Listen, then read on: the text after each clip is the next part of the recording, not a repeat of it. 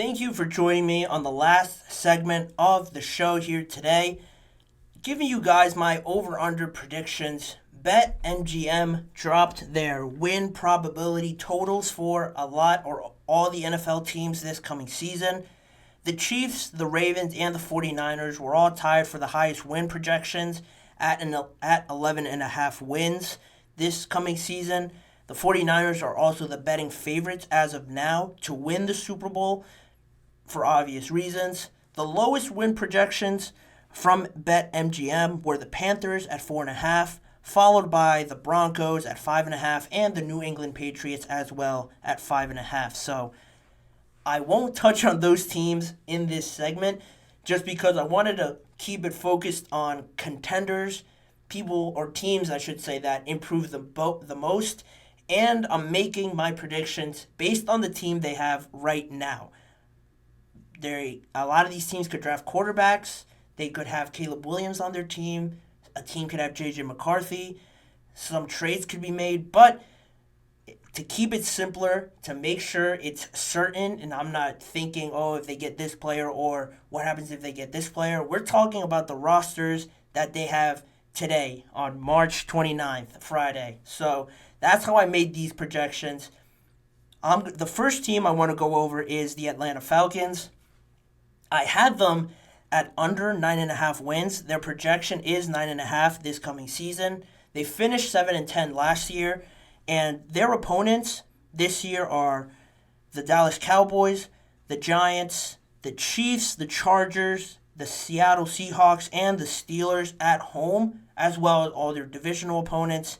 And on the road, they're going to travel to Washington, Denver, the Eagles, the Raiders, and the Minnesota Vikings. With Kirk Cousins, I think it adds a lot. To go from 7 wins to 10 wins, I think is doable, which is why I had to change it to over. I had them at under 9.5, but thinking about it more and more, how much better people don't understand that their offense is going to be with Kirk Cousins there. Even if he's not the player he used to be, it's going to be such a monumental jump from a Ritter, a Mariota that they have. And we're only talking about 3 more wins. They're going to be 10. They could be 10-7. That's over. And I think that's probably where most people have them falling in the rankings. So I'm going over for the Atlanta Falcons, 9.5 wins. They're going to get more. The Baltimore Ravens, like I mentioned, they were set at 11.5.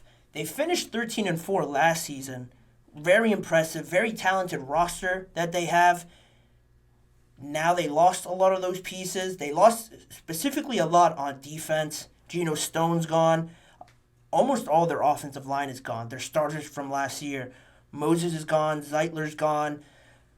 John Simpson is gone. He also went to the Jets. So you only have 2 returning guys on that offensive line. You lost Patrick Queen, Geno Stone, like I mentioned.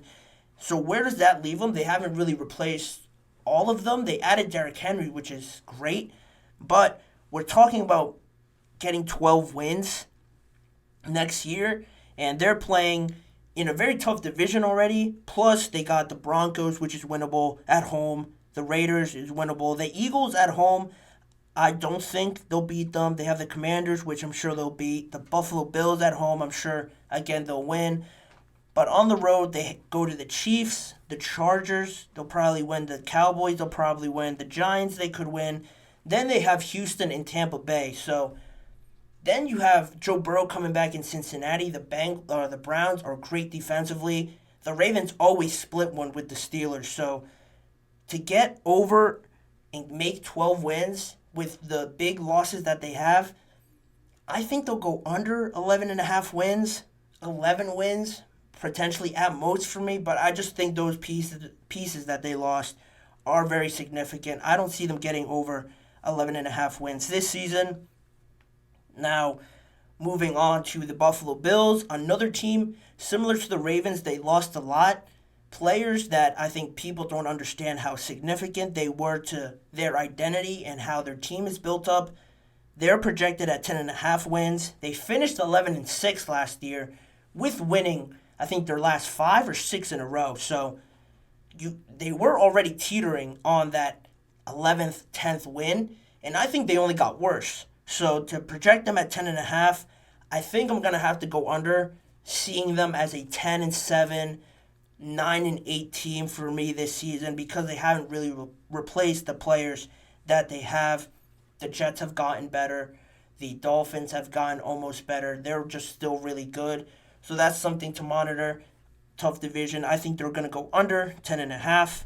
The Bears, I know they don't have Caleb Williams, but they have the first pick in the whole draft. So I'm going to say that Caleb Williams is on their team already. And projecting them at 8.5 wins is what BetMGM has them at. Caleb Williams, Keenan Allen, DeAndre Swift are all going to be added or already on the team for the Chicago Bears. Last year they finished 7-10, and they got significantly better.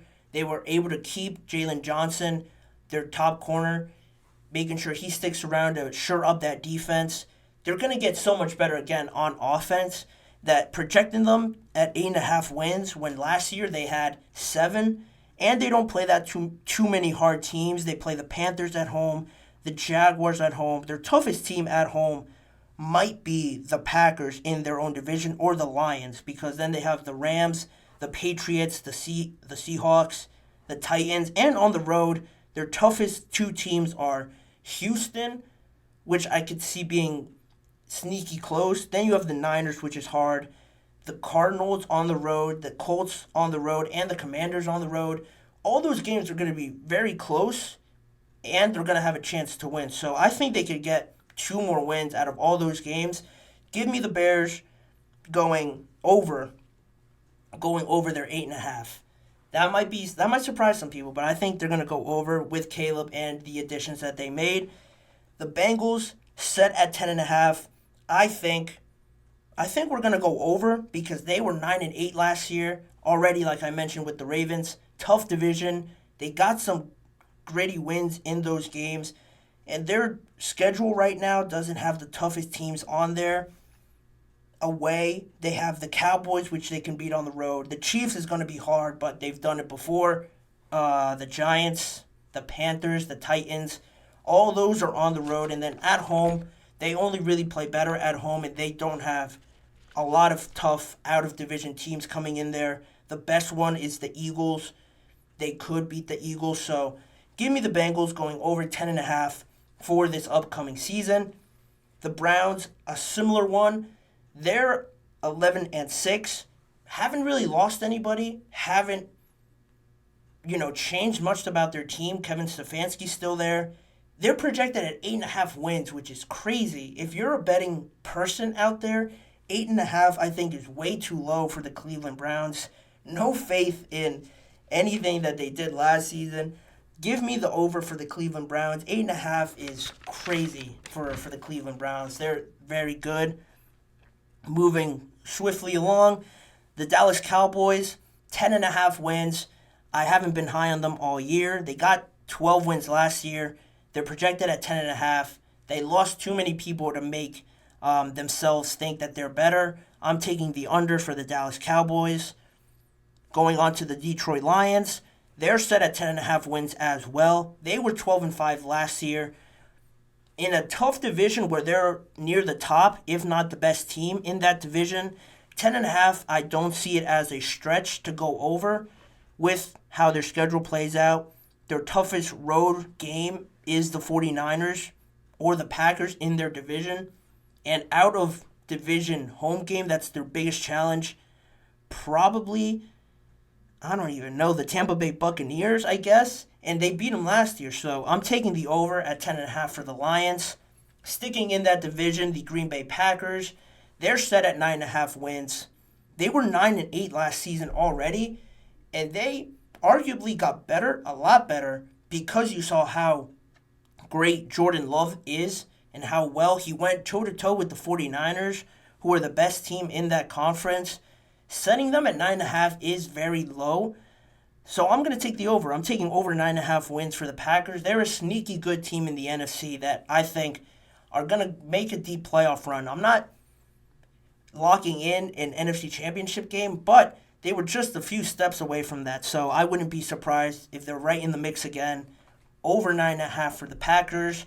The Texans, I'm really high on because I said before that they had the best offseason. Their team has just gotten better. With some of the players that they lost, they've either improved or stayed the same at those positions. With a rookie quarterback last year and a lot of unproven players that you didn't know how they were going to turn out, they still finished 10-7. They have some difficult games. I will give it that.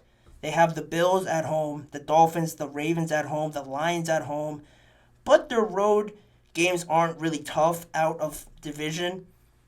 The Jets, I'm sure they could beat or make it a contest. They have the Chiefs, the Packers, and the Vikings, which are going to be close, but I wouldn't be surprised if they won.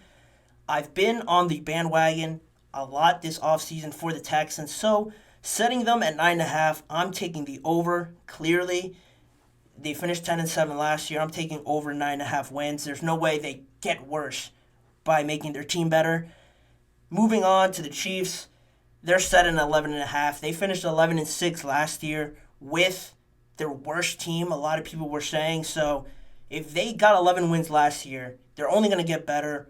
I'm taking the over at 11.5 wins for the Chiefs. That's a no-brainer.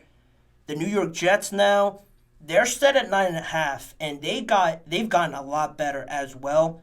They finished 7-10 last year, which surprised me a little bit because I thought they were worse with how bad they played in some of these games. So to get 7 wins last year and improve the offensive line, get another playmaker for Aaron Rodgers, you have the 10th pick in the draft.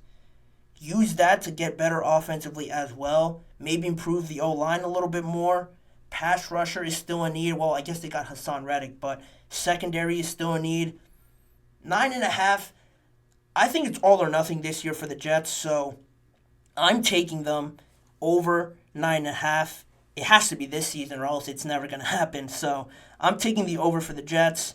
And rounding it off here with the last few teams, the Eagles, they're set at 10.5. They got 11 wins last year, and they got significantly better on offense.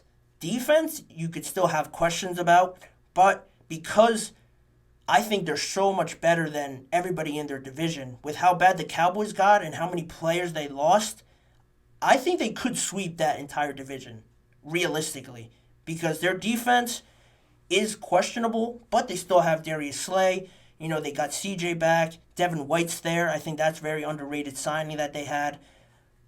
They have the D-line still. Offensively, they have so much talent.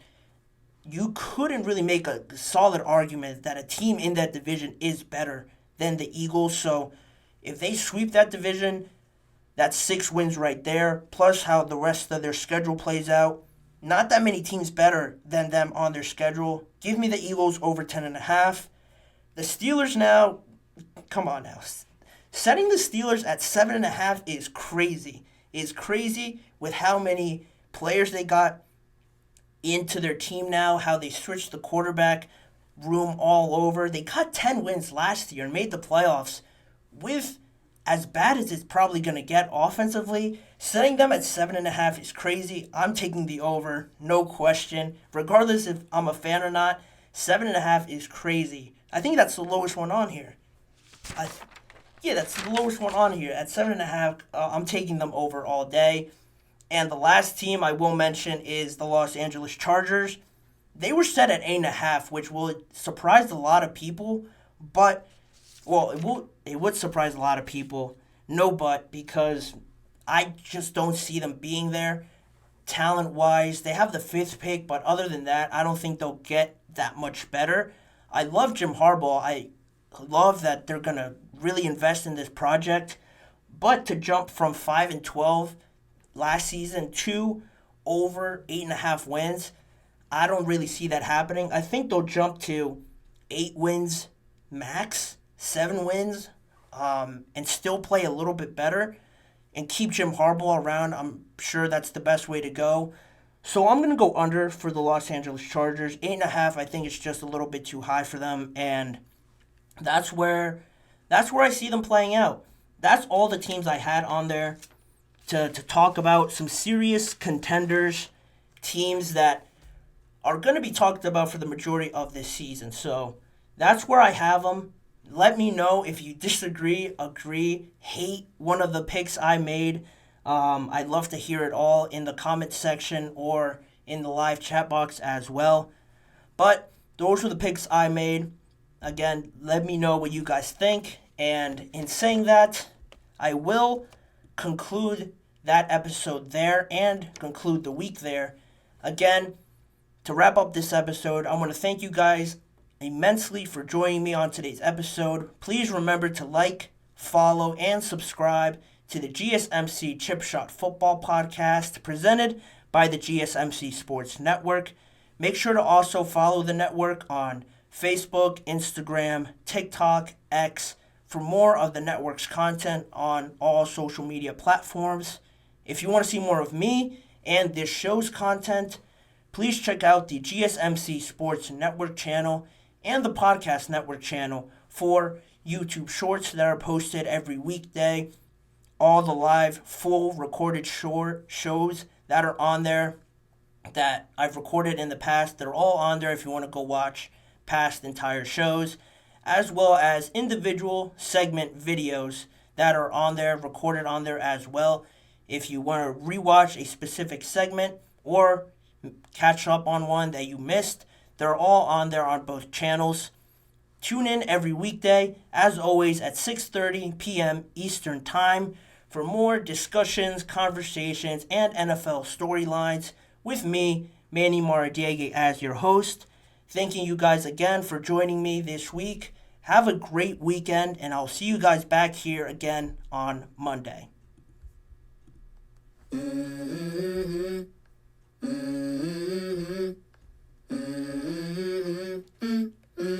Let's go. I wake up to a little bit of drool on my pillow, feel like it's gonna be a bad day. Yeah, I'm tired of shit, and the coffee ain't hit yet, damn, ain't that great. I don't wanna go